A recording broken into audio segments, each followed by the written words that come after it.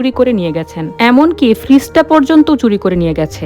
আমার আপনাদের বাসার জন্য খুব চিন্তা হচ্ছে। আপনাদের বাসার এত দামি দামি জিনিসপত্র যদি চুরি হয়ে যায়। শ্বশুর আমার দিকে তাকিয়ে মুচকি হেসে বললেন, জামাই বাবা তুমি চিন্তা করো না, আমাদের বাসায় অনেক উন্নত মানের লক লাগানো আছে, চুরি হবে না। শ্বশুরের এই কথা শুনে আমার মেজাজ খারাপ হয়ে গেল। উনাকে যে আমি ইনডিরেক্টলি বাসা থেকে যেতে বলছি, এটা কি উনি বোঝেন না? পরের দিন সকালে দেখি শ্বশুর মশাই ব্যালকনিতে বসে বসে খবরের কাগজ পড়ছেন। এরপর আমি শ্বশুর মশাইয়ের কাছে গেলাম, তারপর তার পাশে বসে পড়লাম। বসে বললাম, জানেন বাবা, আমার কলিগরা আমার পরে বিয়ে করে বাচ্চা কাচ্চার বাপ হয়ে গিয়েছে। আপনাদের কি ইচ্ছে করে না নাতি নাতনির মুখ দেখতে? শ্বশুর মশাই মুখে আনন্দের হাসি ফুটিয়ে বললেন, অবশ্যই অবশ্যই দেখতে ইচ্ছে করে বাবা, কবে যে নানা হব।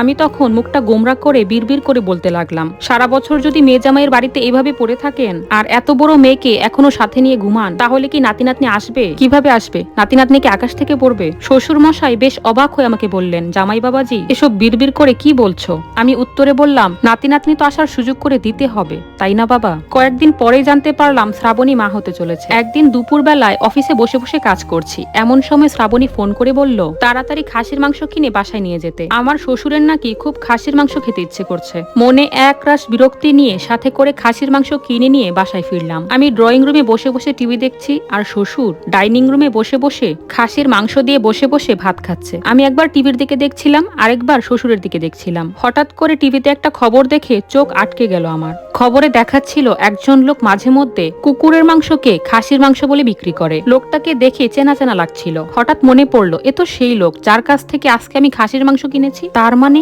এই বলে আমি ব্যথিত নয়নে শ্বশুরের দিকে তাকালাম, আর শ্বশুর মশাই আমার দিকে তাকিয়ে বলতে লাগলো, বাবাজি খাসির মাংসটা খুব মজা হয়েছে, মাংসটা একদম টাটকা ছিল, তবে চর্বিটা একটু বেশি। আমি ওয়াক ওয়াক করতে করতে বাথরুমের দিকে দৌড় দিলাম। এরপর অনেকগুলো দিন চলে গেল। হাসপাতালের বেডে শ্রাবণী ঘুমিয়ে আছে, আর আমার কোলে সদ্য জন্ম নেওয়া আমার মেয়ে। নিজের মেয়ের দিকে তাকিয়ে আমার কেমন যেন খুব ভালো লাগা কাজ করছিল।